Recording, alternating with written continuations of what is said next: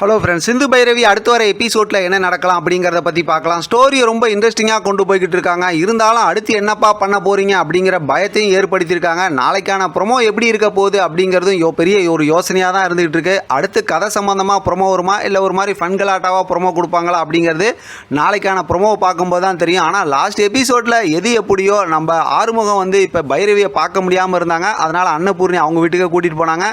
அங்கே பார்த்தா அவங்க அப்பா எல்லாரும் சேர்ந்து சப்போர்ட் பண்ணதுனால அவங்களுக்குள்ளார ஒரு ரொமான்ஸ் ஃபன்கலாட்டா நடக்கிறது மட்டும் இல்லாமல் இங்கே சிவாவை பார்க்கறதுக்கு அவங்க வீட்டுக்கே சிந்து வந்துட்டாங்க. அதோடு மட்டும் இல்லாமல் சிவா குளிச்சுட்டு ட்ரெஸ் மாற்றுறதை பார்த்து சிந்து ஒரு ரியாக்ட் பண்ணாங்க பாருங்கள். உண்மையிலுமே சிந்துவோட நடிப்பை ரொம்பவுமே பாராட்டி ஆகணும். அதே போல் தான் நம்ம திரவியம், நம்ம சிவாவும் சரி, செம்ம அழகாக இருக்கார், செம்ம ஸ்மார்ட் தான். அவங்க ரெண்டு பேத்துக்குள்ளார சூப்பரான ரொமான்ஸ் மூமெண்ட் நடந்துச்சு. ஆனால் அதை அப்படியே டக்குன்னு முடிச்சு வச்சுருக்காங்க. ஏன்னா இப்போ இவங்க சத்தம் போட்டதுக்கப்புறம் இங்கே மகா வந்துட்டாங்க. என்னப்பா அவங்க ரூமுக்குள்ளார ஏதோ சத்தம் கட்டுச்சின்னு அதோட வெளியில் போவோம். மகாவை பற்றி தான் நமக்கு தெரியல இப்படிப்பட்ட ஆளுன்னு. உடனே ரூமுக்குள்ளார வந்து சார்ஜரை காணா அது இதுன்னு தேடிக்கிட்டு இருக்காங்க. ஆனால் கபோர்டுக்குள்ளார தான் உள்ளே பார்த்தோம் அப்படின்னா சிந்து ஒளிஞ்சிக்கிட்டு இருக்காங்க. பார்க்குறதுக்கெல்லாம் வாய்ப்பு கிடையாது. ஏன்னா பார்த்துட்டாங்கன்னா கதையே வேறு மாதிரி மாறிடும் அப்படின்னு தான் நான் நினைக்கிறேன். ஆனால் சீரியலை நம்ப முடியாது, எப்போயுமே எதுவுமே நம்ம நினச்சி பேசவே முடியாது. பார்க்குறதுக்கு கூட வாய்ப்பு இருக்குதுன்னு சொல்லி அப்படி கூட நம்ம நினைக்கலாம். இப்போ எப்படி பார்த்தாலும் அங்கே பார்த்தா அதாவது சிந்துவோட வீட்டில் சமைச்சிருக்காங்க, அதனால் சிவாவை கூப்பிடணும் அப்படிங்கிற மாதிரி சொல்லிக்கிட்டு இருந்தாங்க இல்லையா. அதனால் கூப்பிட்டாங்கன்னா இப்போ சிவாவும் அங்கே போவாங்க அப்படிங்கிற மாதிரிலாம் யோசிக்க தோணுது. அடுத்தடுத்து நிறைய இன்ட்ரெஸ்டிங்கான ஸ்டோரிலாம் இருக்குதுன்னு வச்சிங்களேன். இப்போ கோயிலில் லாஸ்ட் எபிசோடில் கோயிலில் பார்த்தோம் அப்படின்னா காயத்ரி வந்திருந்தாங்க. அந்த கல்யாணம் பண்ணிக்க போகிற மாப்பிள்ளைகிட்ட பேசினாங்க. அந்த நேரத்தில் பார்த்தா சம்பத்தும் அவங்க ஆறுமுகமும் வந்திருந்தாங்க இல்லையா. சம்பத்தும் அவங்க வந்திருக்கும்போது பார்த்தா மாறனும் வந்திருந்து அவங்கள அடித்து அமுச்சு விட்டாங்க, இனிமேல் இந்த வரக்கூடாது அப்படின்னு. அதோடு மட்டும் இல்லாமல் மாறன் வந்து தாலி எடுத்து கொடுத்து சம்பத்தை காயத்ரி கழுத்தில் தாலி கட்ட சொல்லிட்டாரு. அது ஒரு பெரிய ஒரு ட்விஸ்டிங்காக நடந்துச்சு.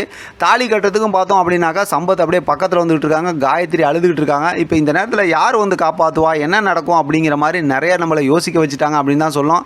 ஆனால் கண்டிப்பாக இந்த கல்யாணம் நடக்காதே, இந்த கல்யாணத்தை தடுத்து நிறுத்திடுவாங்க. ஒரு வேளை பொதுமக்களா அல்லது வந்து மறுபடியும் அந்த மாப்பிள்ளையா இல்லை சிவா ஆறுமுகம் இதில் யாராவது ஒருத்தவங்க வருவாங்களா அப்படின்னு யோசிச்சு பார்த்தா கண்டிப்பாக இந்த இடத்துல அதாவது ஆறுமுகத்தோட ஃபேமிலி வீட்டில் நல்ல பேர் வாங்கிறதுக்கு சஞ்சய் தான் வருவாங்க அப்படிங்கிற மாதிரி தான் கொஞ்சம் யோசிக்க தோணுது. ஏன்னா ஏற்கனவே வந்து எப்படியாவது ஆறுமுகத்தையும் பைரவியும் பிரிக்கணும், அப்போ தான் பைரவி நமக்கு கிடப்பாங்கன்னு சொல்லி ஒரு மட்டமான ஒரு ஐடியாவில் தானே சஞ்சய் இருக்கிறாங்க.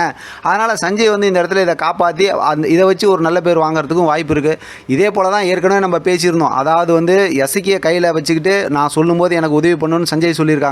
இந்த பக்கத்து பார்த்தோம்னா தேவராஜனும் அவங்க அதே நேரத்தில் ஸ்னேகாவும் பார்த்தா ஆறுமுகத்து வீட்டில் வேலை செய்கிறாங்கல்ல, அந்த சிட்டுன்னு ஒருத்தங்க இருக்காங்கல்ல, அவங்கள்ட்ட வந்து நல்லவங்க மாதிரி வேஷம் போட்டிருக்காங்க. இதெல்லாம் வச்சு பார்க்கும்போது ரொம்ப பயமாக தான் இருக்குது. அடுத்த ஸ்டோரி எப்படா கொண்டு போக போகிறீங்க. ஏன்னா ஒரு மாதத்துக்குள்ளார மகா என்னென்னமோ பண்ணுறதுலாம் திட்டம் போட்டிருக்காங்க. மகா வந்து சாதாரண ஆள்னு எடை போட முடியாது. அதனால் பார்க்கலாம் அடுத்து என்ன நடக்குதுன்னு, என்ன மாதிரி ஸ்டோரி கொண்டு போக போகிறாங்க அப்படிங்கிறத தொடர்ந்து பேசலாம். இதை பற்றின உங்களோட கருத்து கமெண்ட் பாக்ஸை தெரியப்படுத்துங்க. தொடர்ந்து ஆதரவு கொடுங்க. தேங்க்யூ ஃப்ரெண்ட், தேங்க்ஸ் ஃபார் வாட்சிங்.